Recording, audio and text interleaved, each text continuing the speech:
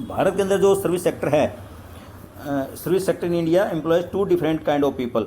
Service Bharat के अंदर जो सर्विस सेक्टर है उसके अंदर दो प्रकार के लोग हैं। हु आर दीज, ये कौन है?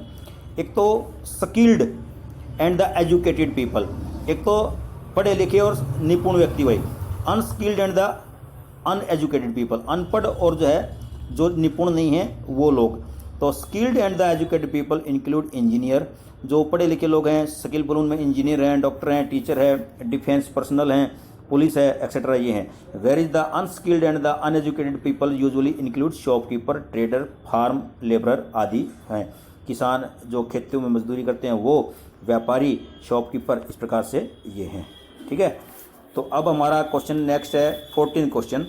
Workers are exploited in the unorganised sector.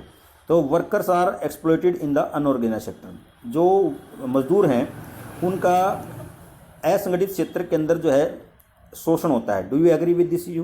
क्या आप इस व्यू से जो है सहमत हैं? तो give reason in support your answer. The unorganised sector is characterised by small and the scattered units which are largely outside the control of the government.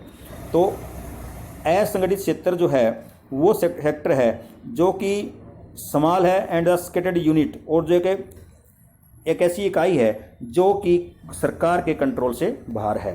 तो फिर है workers working in unorganised sector get less wages. एक तो जो worker unorganised sector में काम करते हैं वो मजदूरी कम प्राप्त करते हैं। There is no provision for over time, वहाँ ओवर टाइम का कोई प्रोविजन नहीं होता। पेड लीव या छुट्टियों का प्रावधान नहीं होता। हॉलीडेज नहीं होती, leave due to the sickness, बीमारी आदि के कारण जो पे ही करती है उनकी फिर। ठीक है, employment is subject to high degree of insecurity. तो एम्प्लॉयमेंट इज सब्जेक्ट, जो बेरोजगार जो है वो जो है सब्जेक्ट विषय बन जाता है to a high degree of insecurity, असुरक्षा का कारण बन जाता है। वो बहुत ज़्यादा असुरक्षा है इनके अंदर। ये large number of people doing small jobs, तो बड़ी मात्रा में लोग जो छोटी छोटी नौकरियां कर रहे हैं। As selling in the street, गलियों में बेचना। ठीक है, डूइंग रिपेयर वर्क है, come under the organise sector, ये भी जो है द ऑर्गेनाइज सेक्टर के अंतर्गत आता है। तो how are the activities in the economic, next question है 15 question. How are the activities in the economic classified on the basis of the employment condition. किस प्रकार से जो आर्थिक क्रियाएं जो है उनका विभाजन किया जाता है रोजगार संबंधी स्थितियों के आधार पर। तो on the basis of employment conditions we can classify the activities in the economy in two different groups. दो ग्रुपों में, एक तो ऑर्गेनाइज, एक अनऑर्गेनाइज। ऑर्गेनाइज में the organise sector covers those enterprises are places of work. इसमें जो है काम करने के वो स्थान आते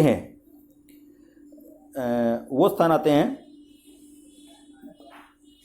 where the term of employment are regular, जहाँ पर जो है रोजगार की जो टर्म कंडीशन है आर रेगुलर, नियमित हैं। And there for people have assured work, लोगों को काम मिलता है। They are registered by the government, उनका सरकार के अंदर रजिस्ट्रेशन होता है। And have to follow its rule and regulation, और इनके सरकार के नियम और कानूनों का पालन करना पड़ता है।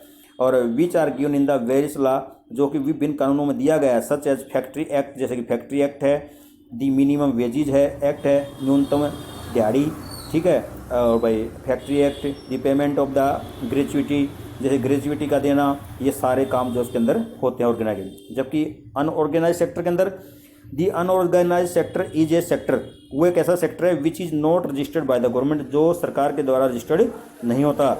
दी unorganise sector is characterised by small and scattered unit, वो छोटी छोटी इकाइयाँ होती हैं which are largely outside the control of the government, जो सरकार के नियंत्रण से बाहर होती हैं। There are rules and regulations, वहाँ नियम और कानून होते हैं but they are not followed, परंतु उनका पालन नहीं किया जाता है। अब आज का हमारा जो लास्ट क्वेश्चन है 60 क्वेश्चन है।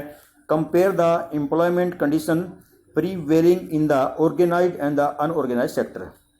अब भाई जो ऑर्गेनाइज सेक्टर है और अनऑर्गेनाइज सेक्टर है उसके अंदर जो एम्प्लॉयमेंट की कंडीशंस हैं उनकी तुलना कीजिए दोनों में।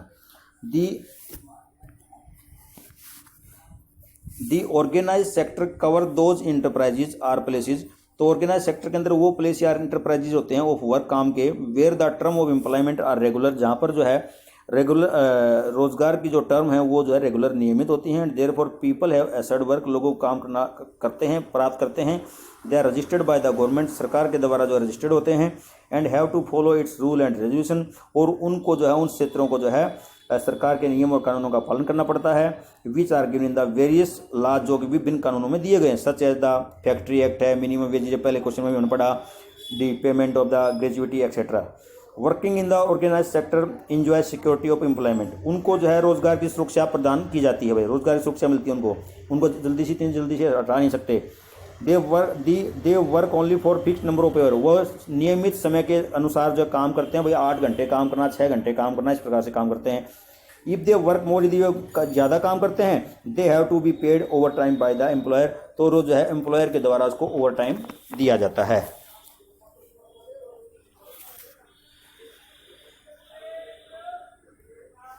अच्छा, फिर है देखिए, they do also get several benefits from the employer, वे बहुत सारे और भी लाभ प्राप्त करते हैं एम्प्लॉयर से, मालिक से, लाइक पेड लीव, जैसे पेड लीव, भाई इसकी छुट्टियों के पैसे मिलते हैं, पेमेंट ड्यूरिंग हॉलीडेज, छुट्टियों की तनख्वाह, प्रोविडेंट फंड, पीएफ, ग्रेचुइटी, ये सारे प्राप्त होते हैं, ये भी लाभ होते हैं। They also get medical benefit, way medical benefit भी करते हैं। एंड अंडर द लॉज, कानून के अनुसार, the factory manager has to ensure facility like drinking water and safe working environment, और इस प्रकार से फैक्ट्री लॉ के अनुसार जो है मैनेजर को ये भी एश्योर करना पड़ता है कि सारी फैसिलिटी उपलब्ध कराए, पानी, पीने के पानी की, सुरक्षित स्थान की, ताकि फैक्ट्री में वो काम करने में कोई रिस्क ना हो। तो फिर है workers working in the unorganise sector get less wages, जबकि जो वर्कर जो है असंगठित क्षेत्र में काम करते हैं उनको कम मजदूरी मिलती है। There is no provision for the over time, वहाँ ओवर टाइम का कोई प्रोविजन प्रावधान नहीं होता। पेड लीव आर हॉलीडे, ना कोई लीव होती है पेड, ना कोई हॉलीडे होती है। Employment is subject to high degree of insecurity, जबकि इस रोजगार के अंदर जो है बहुत ज़्यादा असुरक्षा होती है। A large number of people doing small jobs, बड़ी संख्या में जो है इसके अंदर जो है नौकरी करते हैं लोग, such as selling on the street, गलियों में बेचना, or doing repair work come under the unorganise sector, ये भी जो है असंगठित क्षेत्र के अंदर आता है। इसलिए आज के हमारे इतने ही क्वेश्चन हैं, तो इसको लिख लेंगे और मैं इनको भेजूंगा आपके पास। Okay, bye.